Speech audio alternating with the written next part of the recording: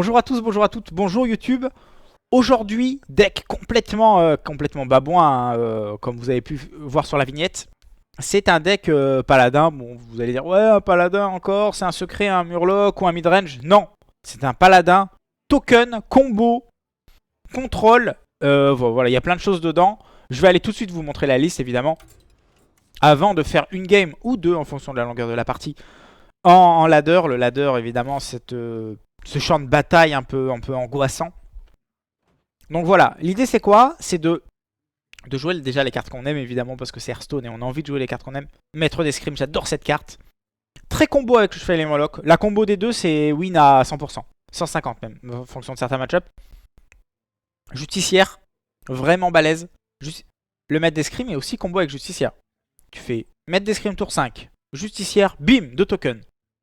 Et ouais mec, ouais, je suis un peu le mec genre énervé, mais mon corps ne va pas avec mon état. Enfin voilà, je peux être énervé, mais contre des choses qui sont beaucoup plus faibles que moi par définition.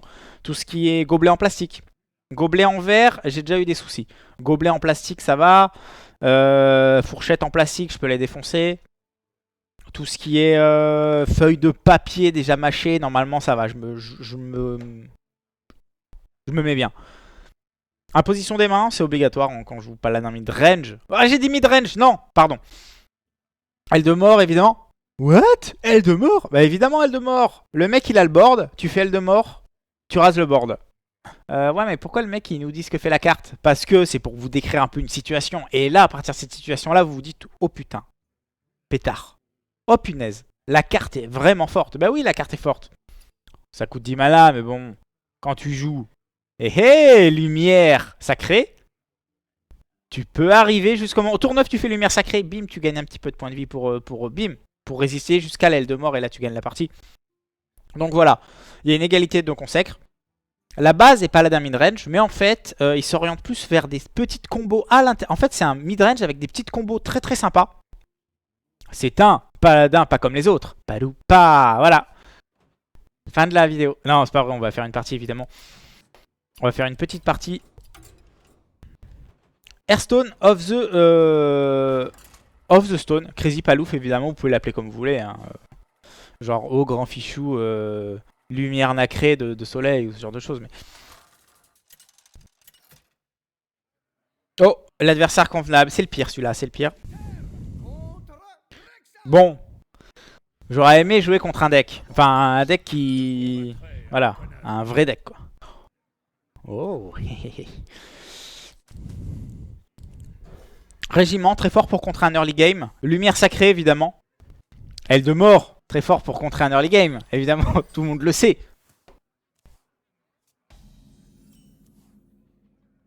Bon, sans la pièce... Enfin, sans le deuxième jongleur plutôt. Évidemment, j'aurais jamais fait ça. Parce que la phrase sans la pièce, j'aurais pas joué jongleur de couteau est juste et vérifiable, vérifié, mais n'a pas de sens. Mais là, voilà, elle en a un. Petit jongleur, évidemment, l'escrime, la chef d'escrime, la 2-2 pour 3, elle combote très bien avec jongleur aussi. En fait, elle combote avec tout le deck paladin. Ce qui est assez bizarre, c'est que pour le coup, elle n'est pas jouée. Est-ce qu'il va trade ici? Oh là là, ça c'est intéressant. Le mec va trade. En fait, l'idée, c'est de se dire, soit je joue régiment de bataille, je tape, c'est un explos, c'est la PLS et la honte la plus totale. Soit je me dis que c'est un explos, je le contre avec ce board. Soit c'est un freeze, je le contre avec ce board. Si c'est un freeze, dans tous les cas, autant que taper là. Faut pas que ce soit un serpent, évidemment, mais c'est déjà... Nice. Ça, c'est le geste du mec nice. Hein. Enfin. Donc là, évidemment, on trade. Pas un gros truc. Genre, une 3-2, c'est très bien. Bon, je vais prendre 3, mais j'ai la lumière sacrée. J'ai le murloc. Peut-être au prochain tour. En fonction de ce qu'il va jouer. Ok, j'ai 2 cartes mortes, mais bon. C'est des cartes qui sont... Oh, le vilain! Oh, il va trade, hein, parce qu'il a peur de la consacre. Mais c'est des cartes qui sont très très fortes contre contrôle. Trade, ça me va. Mini robot, c'est cool. Mini robot... Je veux pas me lumière ici, hein. Je vais plutôt token. Est-ce que je vais taper avec mon arme ici ou ici? Pas de raison. Absolument pas de raison de taper avec mon arme. Prochain tour, je suis encore à 23, c'est pas mal. Faut pas qu'il savana. Voilà, il fait pas savana, donc il a un tour vide. Tour vide, ça veut dire quoi? Bah ça veut dire que la plupart du temps, il va quand même peut-être avoir des kills commandes ou des blasts en main. Ce qui peut m'embêter. Tisseux, c'est nul. Enfin, à ce moment-là de la partie, c'est nul. Ça peut vraiment me donner un tour en fait et me permettre d'enchaîner sur Tyrion et me faire gagner.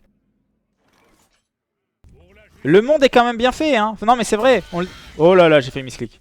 Non mais on le dit pas assez, mais à la beauté de ce monde... Ok, soit je fais un token. Est-ce que le token est intéressant? Le token, il rivalise avec quoi? Pas grand-chose. Parce que là, il pourrait faire boom. Si j'ai un token, je peux contrer le boom. En fait, l'idée, c'est que s'il fait boom, est-ce que j'ai pas juste envie de faire chevalier Murloc pouvoir Et en fin de compte, la lumière sacrée, tour 7, je vais pas la jouer. Tour 8, j'ai Tyrion. Donc, je me demande s'il faut pas juste la faire maintenant, en fait. Parce que derrière, je vais avoir des enchaînements qui sont vraiment, vraiment solides. On va la faire maintenant. On va la faire maintenant. Bon, ouais, c'est pas dérangeant, ça. C'est dérangeant. Bon. C'est dérangeant. Faut pas déconner. Enfin, on peut déconner, mais faut pas pousser mémé en tout cas, ça c'est certain. On va juste faire ça. Pourquoi? Parce que je suis à 19, je suis très haut en life. S'il veut gérer la 3-4, bah vas-y Coco. Mets un kill commande dessus, ça me fait gagner 5 points de vie. Bon, vous n'êtes pas obligé de dire Coco, mais ça c'est pour paraître un peu plus ringard, voilà. Je vais certainement faire une vidéo là-dessus. Si vous êtes... Il a tout. Je joue pas PCH en plus. Si vous êtes trop hype, trop famous, voilà, que les gens vous respectent beaucoup trop, utilisez des... Bon, c'est pas le cas pour moi, mais... Utilisez des expressions bien ringardes. Vous allez voir, ça marche pas du tout. Genre, salut les loustiques. Eh, ça gaze, mec. Il y a quoi d'autre qui est bien naze? Bon, les cocos, évidemment. Ah, Savannah, elle arrive un peu tard. Et Bobby, ça mousse. Bon, faut avoir un ami qui s'appelle Bobby, c'est pas évident. Enfin, surtout... Bah, c'est vraiment pas évident, hein. Enfin... Ok. Je tape là. Je tue un 2-2.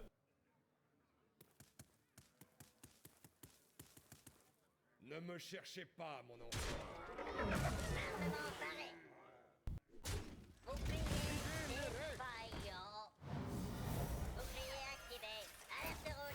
Ok.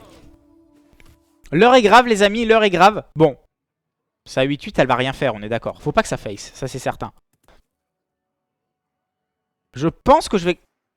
Ah, s'il me tue, c'est pas gentil. Non, mais c'est pas gentil parce que... Voilà, non mais le mec non mais il a streamaké que j'allais faire une vidéo YouTube et que à ce moment-là il a dit bon bah je vais gagner sur Ragnaros double kill commande. Voilà, contrer l'originalité par de la médiocrité originale de ce point. Je peux pas finir sur une défaite. Je peux pas finir sur une défaite. Je pense que cette vidéo va durer 2 jours. La vidéo YouTube la plus longue du monde. Non mais je peux pas finir sur une défaite. Je peux pas commencer déjà sur une défaite mais bon. Ce qui est fait n'est plus à dire. Ah, Uther contre Garrosh. J'annonce le tableau là. Uther d'une part et l'autre, je sais plus comment il s'appelle. Jean Uther évidemment. Je peux garder le petit croc-croc. Par-dessus la 3ème corde. Ah, il est nul hein. En fait, il casse l'armure et c'est tout.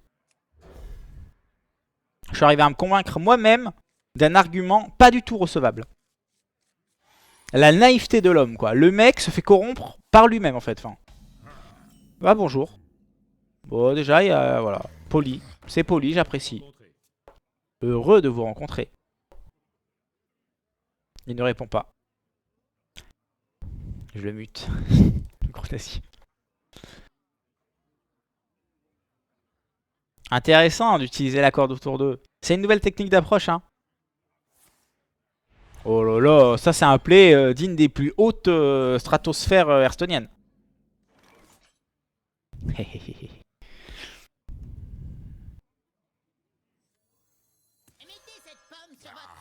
Ok. L'épée de justice, dans ce match-up, particulièrement dans les match-up contrôle, elle est extrêmement forte. Que dis-je? Elle est game breaker. Que dis-je? J'ai dit quoi d'ailleurs? Ouais, je sais plus. Non mais elle est très très très forte, évidemment. Bah, surtout que sa sortie, elle est un petit peu à poser sur une pendule, quoi. Oh oh.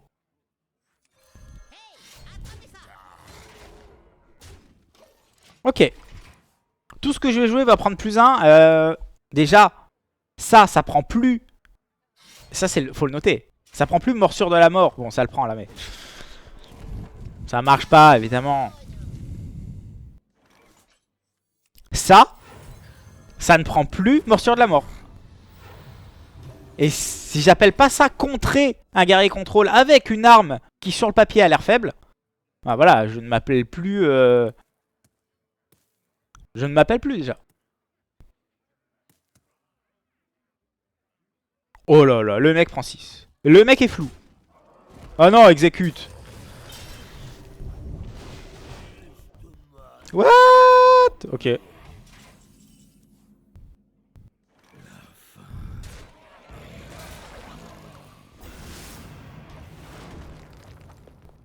En fait, l'idée, c'est qu'il pourrait trade avec la 1-2 et faire sous-chef, tourbillon. Enfin, il y a... Là, le tourbillon est contré par ça. Donc, il y avait plein de cartes pour contrer. Ok, bon. Bon.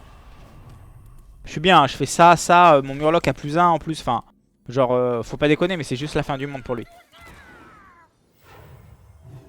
Ça prend plus de morsure. C'est trop fort. Et en fait, avec un board qui, sur le papier, aurait pu être... Oh lolo, le drame.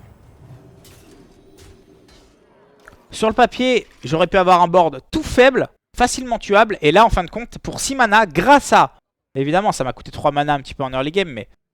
J'ai un board qui est complètement monumental. Et qui va certainement le rect ici. Cette carte, vraiment, elle est bien. Contre aggro, elle est un petit peu faible. Mais voilà, vous contrez avec des lumières sacrées, par exemple.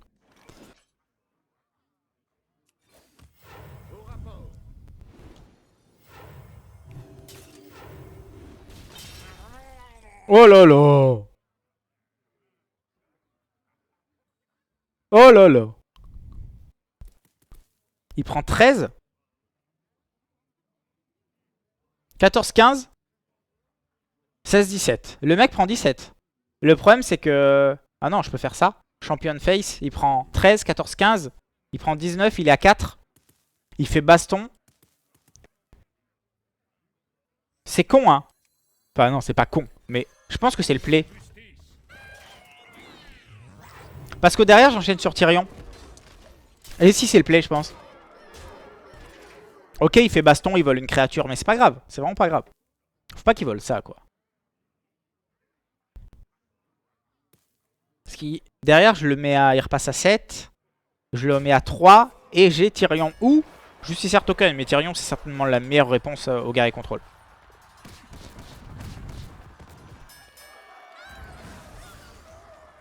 Ah, il y a pensé. Zut, flûte et pommes de terre.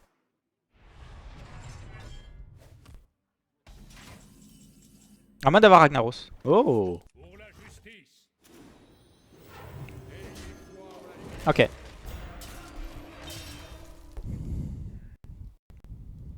Ça, non mais franchement, essayez la carte, hein, les amis, vous verrez, c'est super fort. Parce que déjà, pour 3, c'est une 2-2. Donc, si on part du principe qu'un ratio classique, c'est pour 2, une 2-2, ça veut dire que pour un mana de plus, t'as un pouvoir héroïque qu'en plus, tu peux utiliser quand tu veux.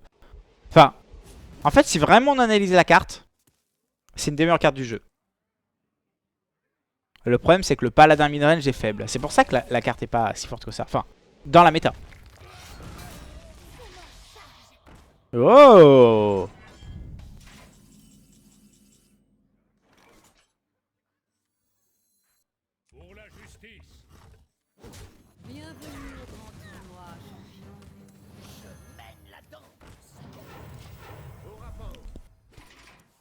En fait, ici, pour 1, si on calcule bien, hein, pour 1, j'ai une 2-2. Donc, pour l'early game, c'est bien. Bon, le mec, il fait... Je vais pas vous saouler avec ça pendant 1000 ans, mais... Vous essayez la carte. Mais pour 1, j'ai une 2-2. En early game, ça crée du board. Ça crée un tour 3 que, mine de rien, à part régiment de bataille, t'as pas tour 3. Parce que ça, tu joues jamais au tour 3. Donc, ça rajoute un tour 3. Et en late game, bah pour... t'as une petite 2-2 en plus. Par contre, faut qu'il arrête là. Parce que ça ne me plaît guère.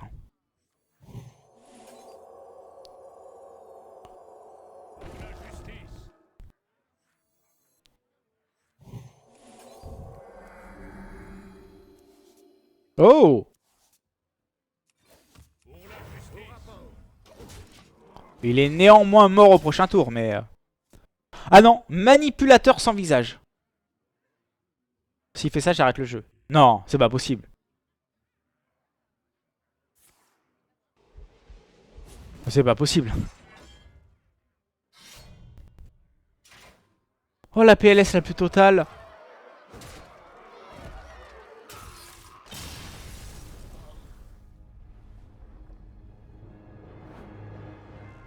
Non, reviens, petite étoile.